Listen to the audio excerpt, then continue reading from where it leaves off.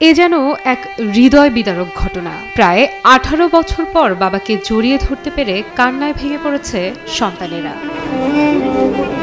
এই অশ্রু 18 বছর বাবার স্নেহ না পাওয়ার, এই অশ্রু কাগজপত্রের বেড়াজালে বাবার ভালোবাসা থেকে বঞ্চিত হওয়ার। 2006 সালে 10 বছর বয়সী সন্তান ডলার মাহবুবকে দেশে রেখে জীবিকার তাগিদে মালয়েশিয়ায় পাড়ি জমান চাঁপাইনবাবগঞ্জ জেলার ভোলাঘাট উপজেলার বাসিন্দা রবিউল করিম।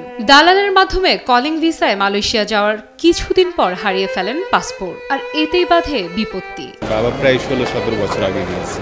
বাবার একটা বুকের সমস্যা দেখা দিয়েছিল, যার কারণে মেবি পাসপোর্ট বা ভিসা এগুলো তারা রেখেছিল এবং বাবা যেখানে কর্মরত সেখানে গিয়েছিল, কিন্তু পরবর্তীতে বাবা সেভাবে খোঁজ খবর নেয়নি পাসপোর্ট ভিসা, তারপরে বাবা সেগুলো হারিয়ে ফেলেছিল।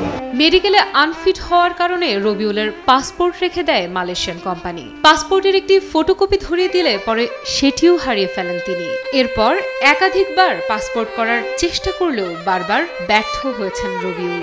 1 বছর থেকে আসবার চেষ্টা করছি, তো আসতে পারিনি। কাগজ নিয়ে আসছে হয় না, কাগজ নিয়ে আসছে হয় না। পাসপোর্ট জার্মান নাম্বারের সার্টিফিকেট নিয়ে যা আর পাসপোর্ট করতে পারিনি। কাগজপত্রের নানা জটিলতায় এরপর আর দেশে ফিরতে পারেননি রবিউল। 3 মাসের সন্তান আব্দুল হানিফকে রেখে বিদেশে পাড়ি জমানো রবিউল একবারও কোলে তুলে নিতে পারেননি তাকে। যখন আমার বাবা যায়, আমি 3 মাসে ছিলাম। অনেক দুঃখজনক ব্যাপার, আমি অনেক দিন ধরে দেখতে পাইনি, ফাঁকা ফাঁকা লাগে।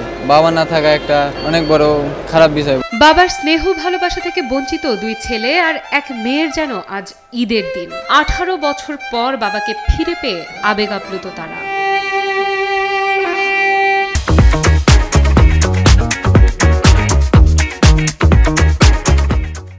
গত 26 ডিসেম্বর হযরত শাহজালাল আন্তর্জাতিক বিমানবন্দরে এমনই এক আবেগঘন মুহূর্তের চিত্র ফুটে উঠেছে। ব্র্যাক মাইগ্রেশন সেন্টারের সহযোগিতায় 18 বছর পর দেশে ফেরেন এই হতভাগা বাবা। বাবাকে পেয়ে সন্তানেরা জড়িয়ে ধরে কাঁদতে শুরু করেন।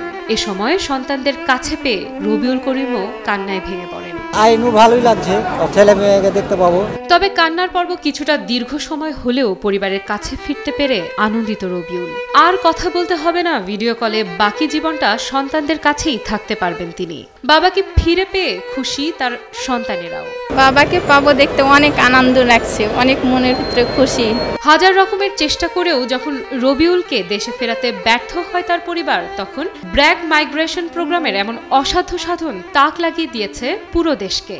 ব্র্যাককে জানার পরে ব্র্যাকের বিশেষ করে আলামিন ভাই আমাকে সম্পূর্ণ আস্থা দিয়েছেন যে সর্বোচ্চ চেষ্টা করছি ভাই, আপনি টেনশন নেন, আপনার পরিবারকে টেনশন করতে নিষেধ করেন, আমি আপনার বাবাকে নিয়ে আসবো। এদিকে শুধু রবিউল করিমকে দেশে ফিরিয়ে আনাই শেষ নয়, ভবিষ্যৎ জীবনে তার পাশে থাকবে ব্র্যাক বলে জানায় প্রোগ্রামটির deputy manager Shaila Sharmin. BRAC migration program যে কাজগুলো করে তার বড় একটা অংশই হচ্ছে বিদেশ ফেরত প্রবাসীদের পুনরেকত্রীকরণের কাজ।